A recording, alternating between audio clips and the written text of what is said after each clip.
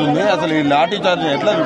అసలు మేము చాలా ప్రశాంతంగా మా స్టూడెంట్స్ యూనియన్ అందరం మార్చ్ చేసుకోవడానికి పోయాం.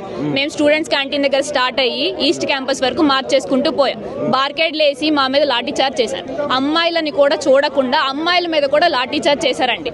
మీకు ఏ హక్కు ఉందని లాఠీ చార్జ్ చేయడానికి అడుగుతాం. మేము స్టూడెంట్స్ ఇక్కడ, మేము మా యూనివర్సిటీ స్టూడెంట్స్, మేము ఇక్కడ మా యూనివర్సిటీ వాళ్ళు చదువుకోవడానికి వచ్చాం. మాకు మా భూములు కావాలని అడుగుతున్నాం. దాని మీద కూడా మేమేదో దొంగల్లాగా ఏదో క్రైమ్స్ చేసినట్టు మా మీద లాఠీ చార్జ్ చేసేంత హక్కు మీకు ఎవరు ఇచ్చారని ఈరోజు అడుగుతున్నాం.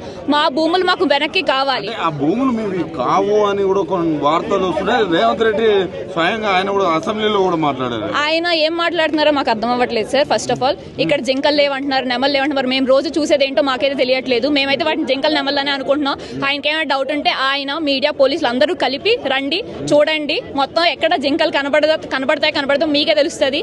చెరువులు లేవంటున్నారు, మష్రూమ్స్ లాగా లేవంటున్నారు. ఏంటండి ఏం డెవలప్మెంట్ మీరు చేద్దాం అనుకుంటున్నారు? నాకు అర్థం కావట్లేదు. 400 ఎకరాల ఫారెస్ట్ ని మొత్తం తీసేసి మీరు ఏం డెవలప్ చేద్దాం అనుకుంటున్నారు? ఇంత పొల్యూషన్ ఉండగా ఈ 400 మన లంగ్స్ ఇక్కడ ఉంది మొత్తం సిటీ అంతటికి.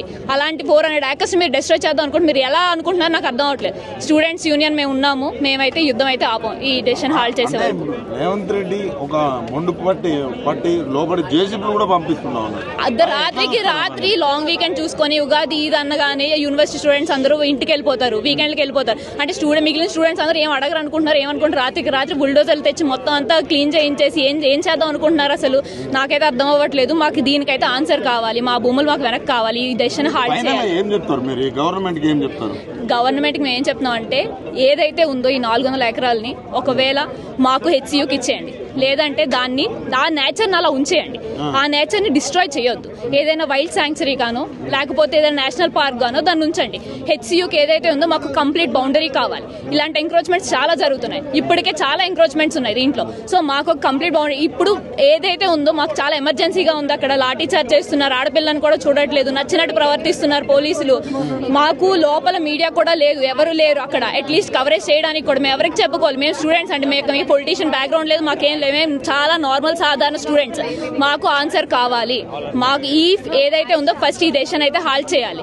ఇప్పుడు ఆ జింకలు నెమలు ఆల్రెడీ సగం పోయాయి, ఇంకా మిగిలితే ఇంకేం ఉండదు. మన ఇండియాలోనే ప్రెస్టీజియస్ యూనివర్సిటీ మన యూనివర్సిటీ ఆఫ్ హైదరాబాద్ అనేది ఇన్ని ఎకరాల యూనివర్సిటీ ఉందని కూడా జనాలు చాలా ఆశ్చర్యపోతున్నారు. అలాంటి దీన్ని కూడా మొత్తం తీసి ఏం డెవలప్ చేద్దాం అనుకుంటున్నారు? నాకు అర్థం అవ్వట్లేదు. అంటే డెవలప్ ని వేరే రాజకీయ శక్తులు అడ్డుకుంటున్నాయి తప్ప ఈ స్టూడెంట్స్ ఎలాంటి ఇబ్బంది లేదు. ఇది కేవలం వాళ్ళు రాజకీయ ఇష్యూ అనుకుంటున్నారండి. చాలా పొలిటిసైజ్ చేస్తారు ఈ మ్యాటర్ ని. మాకు స్టూడెంట్స్ నేచర్ మాకు అది మాత్రమే తెలుసు. మాకు ఏ పొలిటీషియన్స్ తెలియవు, మాకు దేంట్లోనే అలర్ట్. మేము హెల్ప్ అందరినీ అడుగుతాం. ఎందుకు అడగమండి? అందరినీ హెల్ప్ అడుగుతాం. ఎవరు చేస్తున్న వాళ్ళు మాకు సపోర్ట్ ఉంటారు. సో ఏదైతే ఉందో మీ మీడియా వాళ్ళు కానీ ఎవరైనా సరే మాకు నేషనల్ సపోర్ట్ కావాలి దీనికి.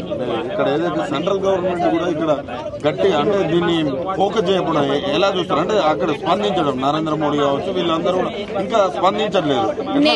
మాకు తెలిసినంత వరకు ఇది స్టేట్ మ్యాటర్ అని చెప్పి వాళ్ళు సైడ్ తీసుకుంటున్నారేమో, కానీ మా స్టూడెంట్స్ యూనియన్ ఆల్రెడీ వాళ్ళ దగ్గరికి వెళ్ళారు.